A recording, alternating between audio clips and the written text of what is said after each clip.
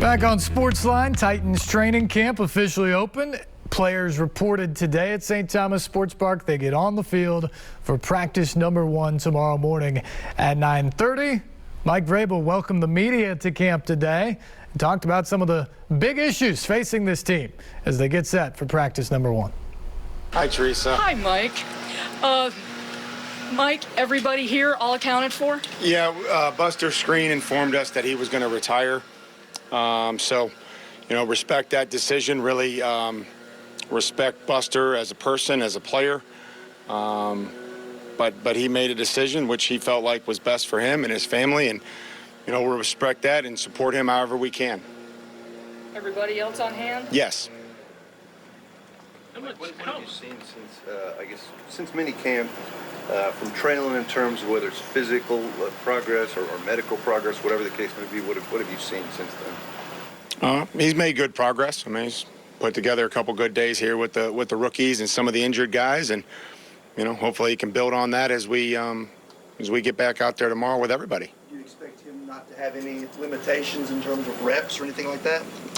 As of now, I mean, every day is a new day, but every day is something different with each guy. So, we'll approach those and handle those how we can, but I don't foresee anything. I mean, but things can always come up. How much importance do you place on that first full team meeting, and how much thought do you put into what you're going to say at that?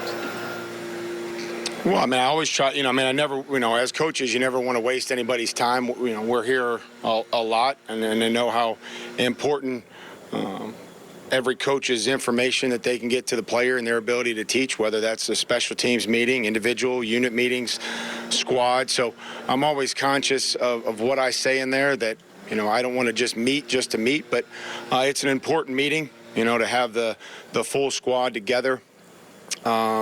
There's a lot of introductions. For example, Joey will talk on behalf of the equipment staff and the things that we expect, explain the Guardian caps that you guys will see and probably have seen around the league.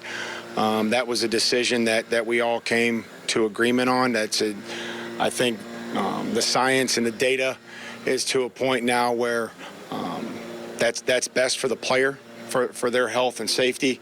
When you talk about impact, the force and the amount of impact, it can reduce it, up to 20% if 2 players are wearing that. That's pretty significant. So, everybody will wear those. This is like...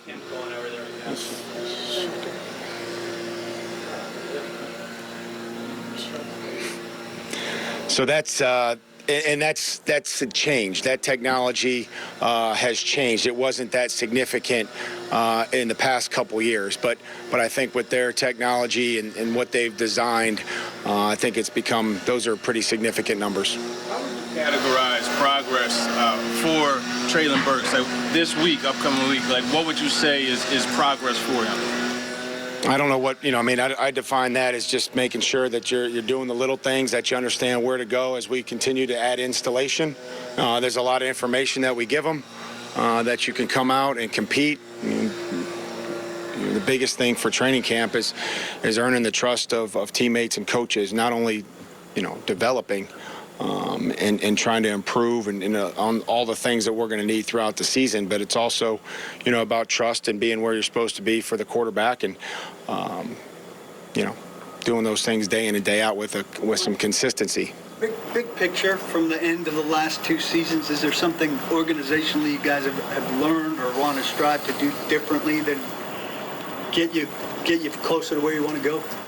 Well, every year, every day we come to work, we're going to try to figure out ways to win championships, but I don't think we're there necessarily. I don't think I'm going to start at the back and move forward and work backwards. I'm going to start with today, which was a conditioning test, and looked fantastic, and they understand, and our players understand how we have to play and the condition in which we have to be in to play that style of football, through the course of a long season.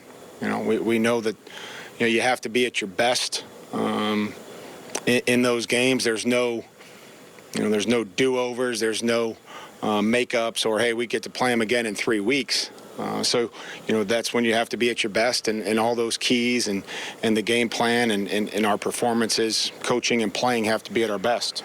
Mike, you look at that Arizona game last year, and have it affect anything of your plan here in the next few weeks in terms of how active you want guys to be, or just did that change anything how that game went?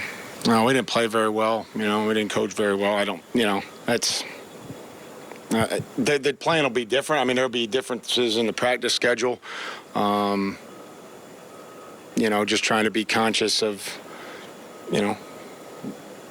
the workload and the third day, and just using the data that we get from our staff and from the Players Association and the NFL doctors and BioCore and all those things, just trying to make sure that we're doing right by our players and that we're giving them exactly what they need to feel confident when the season comes. What's the balance like, I guess, Mike, for some of the older guys, the veterans, and wanting to get them work but don't want to overdo it? We've talked about this before. Everybody's going to have a plan, and I try to, I do explain that to the team, where a player like Des Fitzpatrick is compared to, Robert Woods or, Jeff Simmons and Kevin Byard. There's a lot of guys that have played a lot of football for us, and that doesn't mean that they're not going to be working. But I don't know, everybody's plan is going to be different each and every day, and there's a balance to that, to making sure that guys are getting what they need, but also, being conscious of how much they're going to play for us. How do you feel about the way Traylon attacked his health this summer, and is he in a position to get through camp every day? Well, he's put together 2 good days. I'm not going to predict, who's going to be out there every day right now. Corey, I can't do that. I won't do that. We're focusing on, just daily improvement with each and every player. And, we're excited to keep working with them. And, but that's going to be the same for everybody. It's just trying to focus on today and how we approach and how we attack today. We'll have a lot of meetings today, and then we'll be out there, bright and early tomorrow. The cornerback room was already young. You lose Buster. Do you feel like you need to get some at least an experienced voice in there for another experienced voice? Well, John and I, we haven't had a whole lot of time to discuss, and we'll see who's out there. We'll need to replace the body. Those are things that, we've looked at over the course of a couple years of how many guys you need at each position and working and making sure that, guys are staying that you can get through practice and function, but also somebody that can help contribute. So, nothing I would say is imminent right now as far as replacing him. What kind of progress are you hoping to see from Malik from the beginning of camp towards the end? From who? Malik. Yeah, I'm sorry, I didn't hear what you said. We talk about, just the presence in the huddle. First and foremost is being able to command the huddle, getting guys lined up. The operation, I think, is something that's critical as this installation starts to mount.